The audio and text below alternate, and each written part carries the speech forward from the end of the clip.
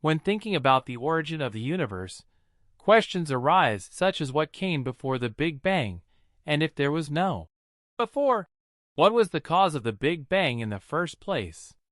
Until a few centuries ago, the answer seemed straightforward. An eternal deity set everything in motion. Even Isaac Newton believed that God created the universe some 6,000 years ago.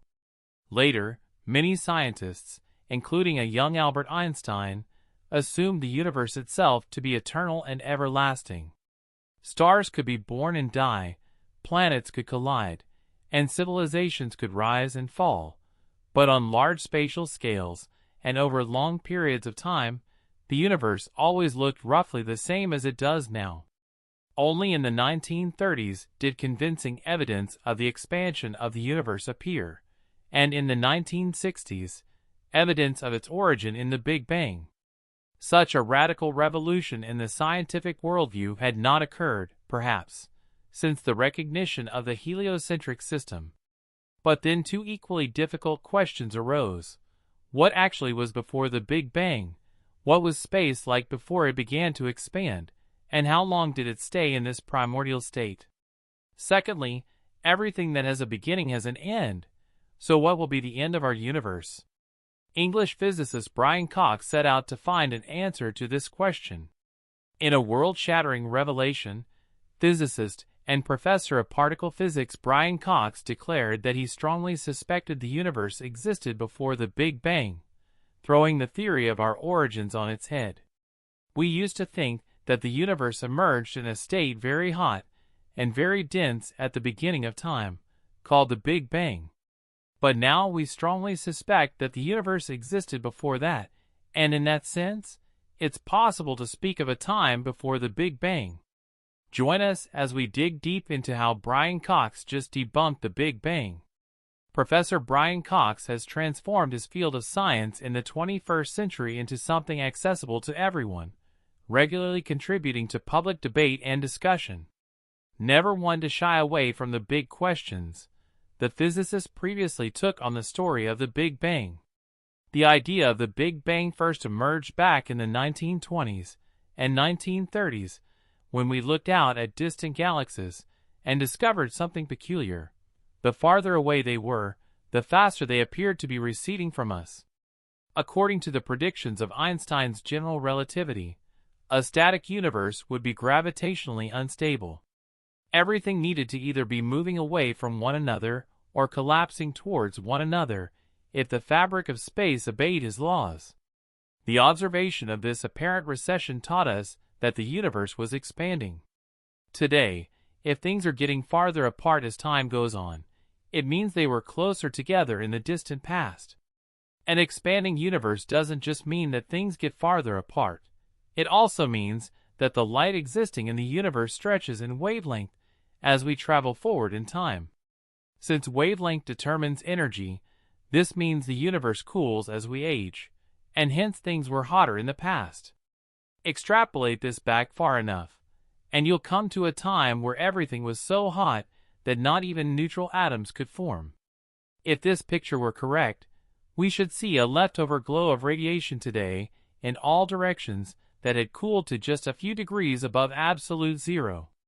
The discovery of this cosmic microwave background in 1964 by Arno Penzias and Bob Wilson was a breathtaking confirmation of the Big Bang. It's tempting, therefore, to keep extrapolating backward in time to when the universe was even hotter, denser, and more compact. If you continue to go back, you'll find a time where it was too hot to form atomic nuclei, where the radiation was so hot that any bound protons and neutrons would be blasted apart, a time where matter and antimatter pairs could spontaneously form, as the universe was so energetic that pairs of particles and antiparticles could be created. A time where individual protons and neutrons break down into a quark-gluon plasma. This sets up a very different picture of the beginning of what led to a Big Bang rather than the emergence of time and space from a singular state. Now we get to address the really big questions. What does all of this mean for the true beginning of the universe, if such a thing even existed? Well, the bottom line might be the hot Big Bang definitely happened, but it doesn't extend to go all the way back to an arbitrarily hot and dense state. Instead, the very early universe underwent a period where all the energy that would go into the matter and radiation present today was instead bound up in the fabric of space itself. That period, known as cosmic inflation, came to an end and gave rise to the hot Big Bang, but never created an arbitrarily hot dense state, nor did it create a singularity. What happened prior to inflation, or whether inflation was eternal to the past, is still an open question. But one thing is for certain: the Big Bang is not the beginning of the universe. But if the Big Bang wasn't the beginning, what was it? What happened before the Big Bang? The short answer: we don't know. The long answer: it could have been a lot of things, each mind-bending in its own way. It's possible that before the Big Bang, the universe was an infinite stretch of ultra-hot dense material persisting in a steady state until, for some reason, the Big Bang occurred. This extra-dense universe may have been governed by quantum mechanics, the physics of the extremely small scale. The Big Bang then would have represented the moment that classical physics took over as the major driver of the universe's evolution. For Stephen Hawking, this moment was all that mattered. Before the Big Bang, he said, events are unmeasurable and thus undefined. Hawking called this the no-boundary proposal, in which time and space are finite but don't have any boundaries or starting or ending points, the same way that the planet Earth is finite but has no edge. Or perhaps there was something else before the Big Bang that's worth pondering. A bold idea Professor Brian Cox suggested there was a time before the Big Bang, a time in which the universe did not exist at all. He explored this in his documentary series, Universe, stating that before the launch point of the Big Bang, there was no matter at all. All that existed was space-time and an ocean of energy, almost still but gently rippling. This place, he said, should be imagined as a near ocean of energy filling the void.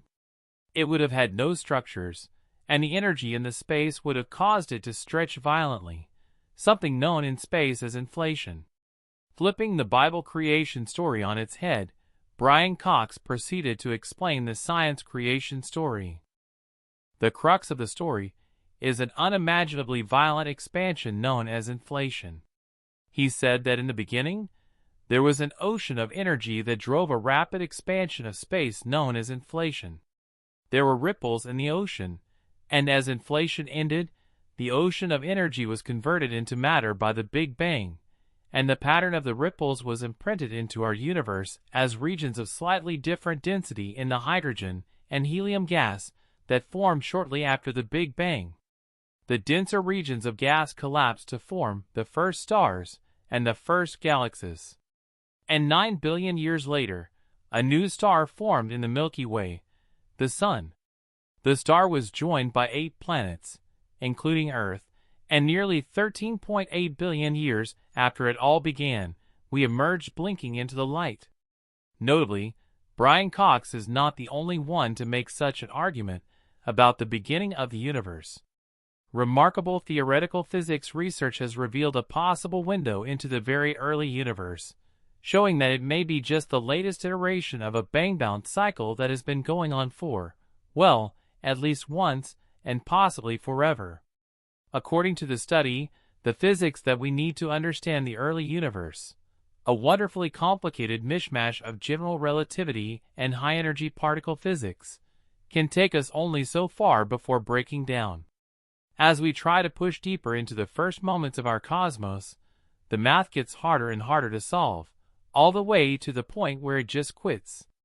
The main sign that we have terrain yet to be explored is the presence of a singularity, or a point of infinite density, at the beginning of the Big Bang. Taken at face value, this tells us that at one point, the universe was crammed into an infinitely tiny, infinitely dense point. This is obviously absurd, and what it really tells us is that we need new physics to solve this problem. Our current toolkit just isn't good enough to save the day. We need some new physics, something that is capable of handling gravity and the other forces combined at ultra-high energies, And that's exactly what string theory claims to be. If a model of physics that is capable of handling gravity and the other forces combined at ultra-high energies exists, string theory claims it can explain the earliest moment of the universe. One of the earliest string theory notions is the ekpyrotic universe, which comes from the Greek word for conflagration or fire. In this scenario, what we know as the Big Bang was sparked by something else happening before it. The Big Bang was not a beginning but one part of a larger process. Extending the ekpyrotic concept has led to a theory, again motivated by string theory, called cyclic cosmology. Technically, the idea of the universe continually repeating itself is thousands of years old and predates physics, but string theory gave the idea firm mathematical grounding. The cyclic universe goes about exactly as you might imagine, continually bouncing between big bangs and big crunches, potentially for eternity back in time and for eternity into the future. As cool as this sounds, early versions of the cyclic model had difficulty matching observations, which is a major deal when you're trying to do science and not just telling stories around the campfire. The main hurdle was agreeing with our observations of the cosmic microwave background, the fossil light left over from when the universe was only 380,000 years old. While we can't see directly past that wall of light, if you start theoretically tinkering with the physics of the infant cosmos, you affect that afterglow light pattern. So it seemed that a cyclic universe was a neat but incorrect idea. But the ekpyrotic torch has been kept lit over the years, and in recent years, many physicists have explored the wrinkles in the mathematics and uncovered some previously missed opportunities.